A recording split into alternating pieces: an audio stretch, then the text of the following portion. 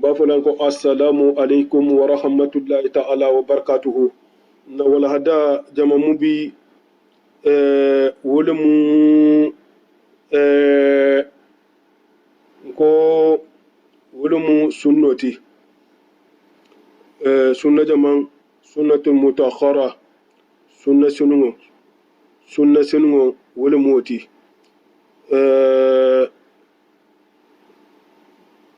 hukumu sujudu sahawi fi nafila ñino sujudo nafilo to kiti mum bo to mba fe hadun nun sifa woni to nim mo ko ñinata nafila salo to nafila salo ñinata nafila salo to awa ko mum be wo ko to wo kito mbe kuma kan wala kan imam malik la taharan silo kan imam malik ta adamun kan almukin nalala mudawwana kono ako ni ñino keta salila kun nafilo to ase sujudile ñino yen hañ bange almukin nalala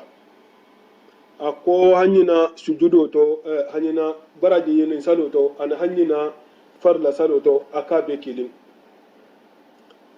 kilala bange ka asedoti sallallahu alaihi wa sallama ala kilala bange kama li kullu sahwi sajidatan ako sujudu fulale be ñino be kilin kilin naye wo cilen wo man foko nafila ama foko farla bari imam malik anala talibi balu istisna wo kede ñino sujudo la nafilo la koto habo farlo ma masailu lulu ako difference bi tele masailu lulu o difference bi te wo folo munti nimmo ko min anyinata aman soro karan nun ta ka soro tuja mo karan fatiha karan kola na taran nafilo da mu o mu sunno doron nati farlo to bar nafilo to forcente ame salo ame sujudu o kamma sujudu farlo dun to na farlo na fatiha tuje fatiha kankaran na soro tuje fatiha kola soro mun kankaran na fatiha ko man aya karan man fatiha karan wotu mo abe sujudu lale bar na ni na atata atuje na filo do to wotu mo ame sujudi wotu laje al wonon farlo nte kilinti wo mu kilinti afula nyohon munti akohi kanga layele finga to kannayilo seke munto nun nafilo lo mu iya kai kanga layele ne date kanga lajigi sujudunti iyan woto nun nafilo lo mu bari nun farlo lo mu kannayele dingira ne date kanga majigi non sujudo belo to qabla salam umu afla nyoti asaba nyomu jamanti kanna jigi dingira nafilo to in man tahi kanga lajigi eta hata layele wotumo ni hi kanga layele sujudun tiyen wo fananto wo fananni farlo te kilindi farlo kanna jigi dingira ni kanga layele sujudo boto wo fanan sujudo soke ba'da salam anan no mundi ni salila dun ta arakan sabanyo ko kono masalan e arakan fula sale nafilo ila fi tay sigila fi se tayyake ha salamu alaikum ba nafilo masana wale makanduru awa ina tana nyina iwuli ta sabanyo hoti imme sagi ko isal kamali nano lila farlo dun tonya na hatara salomu iko fitiro mu arakan sabaleti ni wulita auto kibe nani no hote ni nata ni ile wulata ma ke nanu tibitu nde sita gi kole o fana mu wulu nani no hote alulu no mu jamanti ni salila ha ton kando tuje na filo ton kan aluto masalan salome ke mun ko few a hawo do tuje atatanyina amake anatana wo tunya wonya silen ha bota misiro to no ta meta anatana yilibla ha fa kam man salo nyin keku kudo bija kan mun kela bar salo ton kan dole mu bar amma ke wonya anatana yilibla la qur'an ko la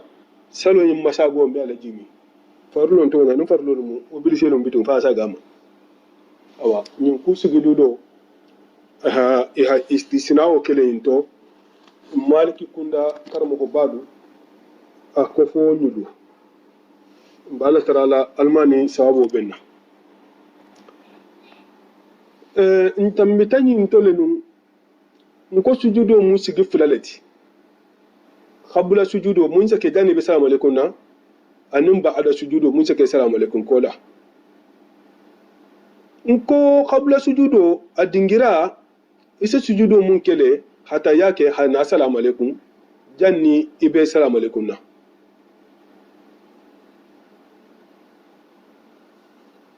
wasilen wo meke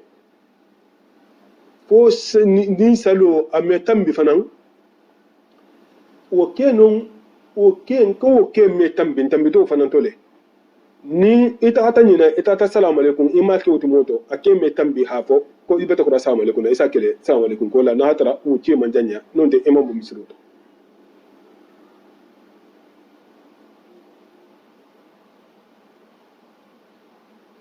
nu wakati la dron ila ndiro se ke munti nyina tade e sujudo ke ba ada salam bari nim mo godon ta hata yilibula hafa ke kan qabla sujudo nyin kela bari nyina ta imake hay ka da wo misiro to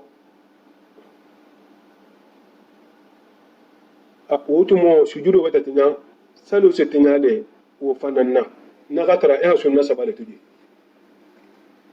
utambitalo fananto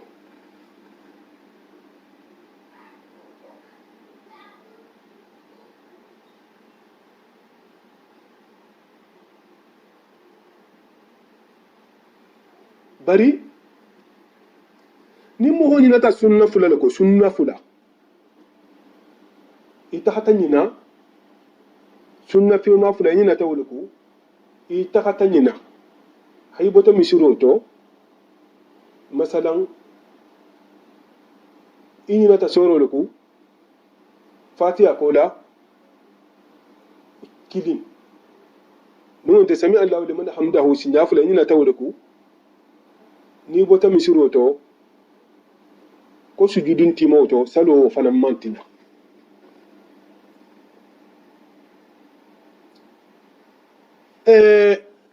ba'da sujudo dingira sila na kito salila na ka ba'da sujudo tuje tawo kan non te nyino kan asa sujudo kele har na ameta hasintano nun tonongo ala iko fillata nyamena hamda kila makisini nemo baba mudawwana kono ako ba'da sujudo senale mo se ba'da sujudo kele har kar kilin tambo kola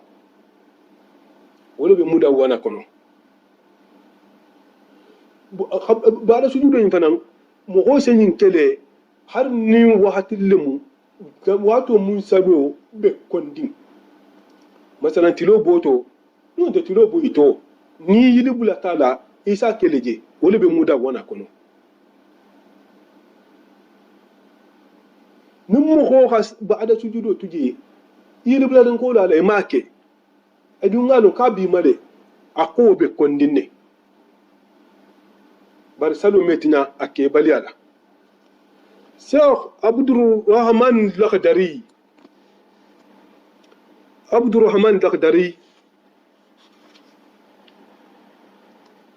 rahimahullahu ta'ala وكو قبل سجود بعد سجود ني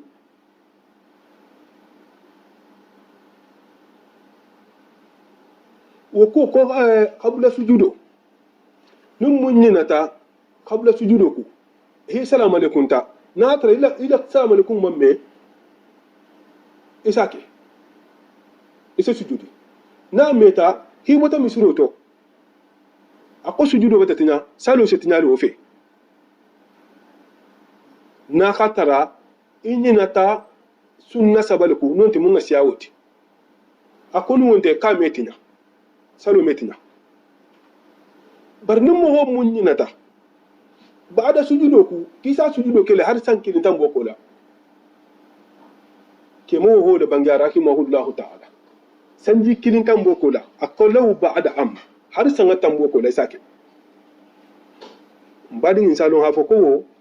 o metambe mo hokun ni yiri bula tatu moto ma yakanne ikila ba'da sujudo ke na hi soto saludo almuga sina sentano toro awa be sujudu sahawo kumo mo danna nonne insha Allah sena dala jokini ala sonta be badingi be kontonna muslimi a controla badingi a controla hafo ko man jallaji yuhurdullaha khardan hasanan be mo holle nyinin kan mulbe altala don to la juru nyumala sara sobe misiro la koto ngamo homul foten ni mu nganyulu to kanta ni haylu do kilinkili isono le ha renseignement soto ni dingira la koto riya le biya ni be nyala godo bulala riya wala bije ni ha ustad ba fo de kili ba fo de grâce tuba grâce ko laben kan do siti kan ni wonte ha Muhammad Fode Sarif Haidara ba fo de Haidara alhaji ba fo de Haidara nalho kili non de mar muso fatu grâce insha Allah renseignement ba akoto alta akilari soto awa etiki hatige sije bi ijnillahi ta'ala ni mo sabo to ala mo contacter godo si sije insha Allah no kuma kuta akoka nin alhala nyini nci fanga la numéro di awa abilen bulla de bara dingira bata munin kala filman kuma to nyi donc o dingira dum hakke to bilare kan ba fa le be ko assalamu alaikum wa rahmatullahi wa barakatuh annal badin dum annal talibu annal kila kanjura grasi fo kuna kunda wassalam